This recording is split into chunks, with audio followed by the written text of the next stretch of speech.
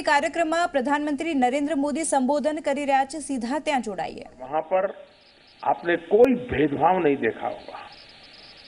हर कोई गंगा का अधिकारी है, गंगा में डुबकी लगाता है, अपनी आस्था के अनुसार अपना क्रियाकलाप करता है। भारत टूरिज्म का एक डेस्टिनेशन इसलिए बनने जा रहा है क्योंकि विश्व एक शांति की तलाश में है।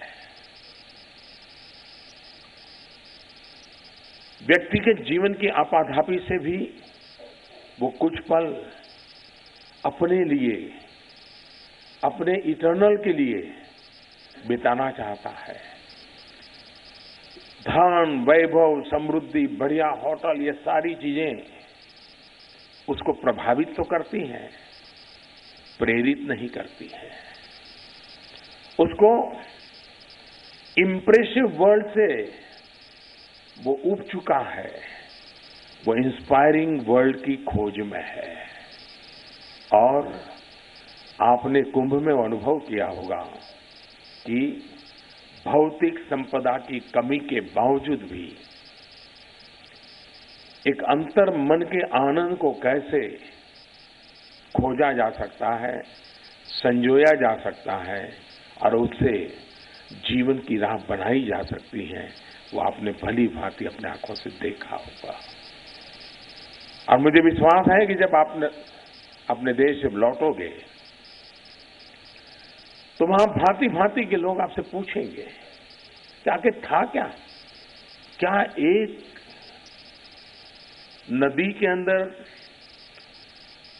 डुबकी लगाने के लिए आप इतना खर्चा कर करके चले गए वहां? कई लोगों का आश्चर्य होता है, इसमें क्या है?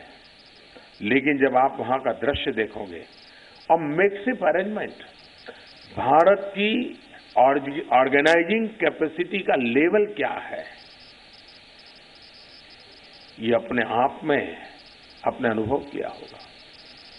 मुझे बताया गया कि डेली वहां हजारों की तादाद में मिसिंग पर्सन या मिसिंग चाइल्ड की इंफॉर्मेशन सेंटर पे आती है, क्योंकि इतने करोड़ों लोग होते हैं तो कभी एक आध बच्चा हाथ से छूट जाता है, कोई बुजुर्ग रह जाता है, फिर इतने मेले में पता नहीं चलता है।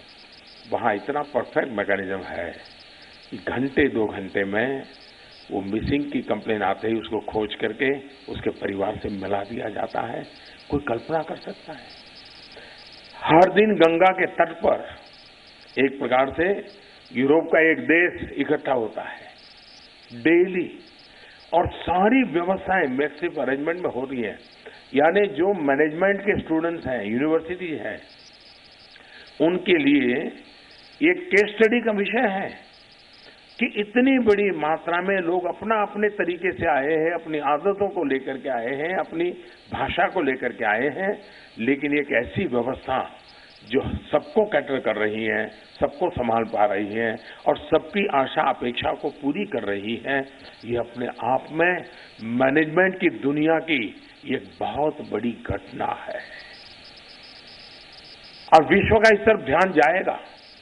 और मैं भारत के विदेश मंत्रालय का, विशेष करके सुषमा जी का हृदय से अभिनंदन करता हूं कि जो कुंभ का मेला, यानी एक त्रास जिसको लगता था हाँ भाई ठीक है, लोग आते हैं जाते हैं, लेकिन इसका एक सामाजिक स्वरूप होता है, उसका एक मैनेजरियल एस्पेक्ट होता है, उसमें आधुनिकता होती है, टेक्नोलॉजी होती है, व्यवस्था होती है और श्रद्धा भी होती है, सांस्कृतिक चेतना भी होती है। ये अद्भुत मिलन का कार्यक्रम दुनिया के लोगों ने जब आज देखा है और भारत ने इस प्रकार का ये पहला प्रयास किया है, आपने आकर के हमारे इस प्रयास को सफल बनाने में बहुत बड़ा योगदान दिया है, इसलिए आप भी अभिनंदन के अधिकारी हैं। आपका भी मैं बहुत बहुत धन्यवाद करता हूं।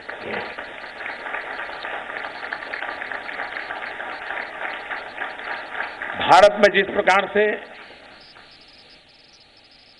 भारत की जो सांस्कृतिक विरासत है,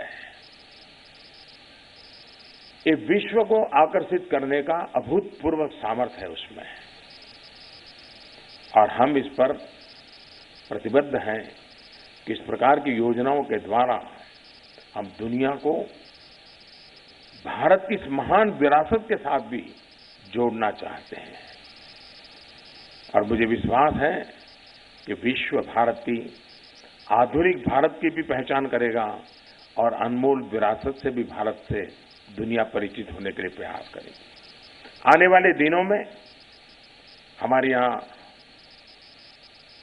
पार्लियामेंट के इलेक्शन होने वाले हैं।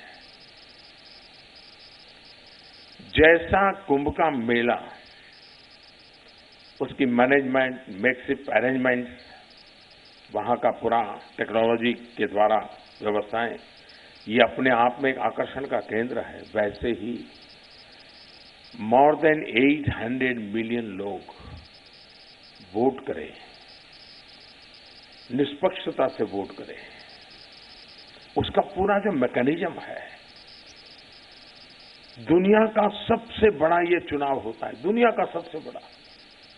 और मेरा तो प्रयास रहेगा, मैंने इलेक्शन कमीशन से भी कहा है कि विश्व का हर देश भारत का इलेक्शन टूरिज्म के लिए निकले, हिंदुस्तान के टूरिज्म को देखे। और सिर्फ वोटिंग के दिन नहीं, कोई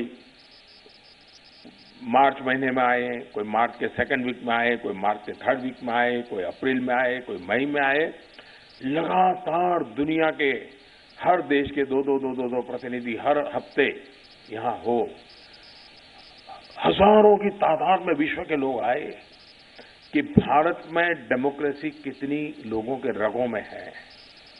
भारत में गांव में बैठा हुआ व्यक्ति भी किस प्रकार से देश की चीजों की समझ रखता है, किस प्रकार से देश के संबंध में निर्णय करता है।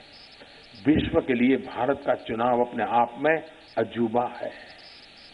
अगर मेरे कुंभ की इतनी बड़ी ताकत है जो मैनेजरियल कैपेसिटी को प्रदर्शित करता है, तो मेरे देश के चुनाव की रचना, चुनाव का आयोजन और इतना बड़ा डेमोक्रेटिक पार्टिसिपेशन, विश्व में डेमोक्रेसी में विश्वास करने वाले लोगों के लिए भी ये प्रेरणा देता है। और डेमोक्रेसी से की और अभी जो नहीं पहुंच पाए हैं, उनके लिए भी प्रेरणा का कारण बन सकता है।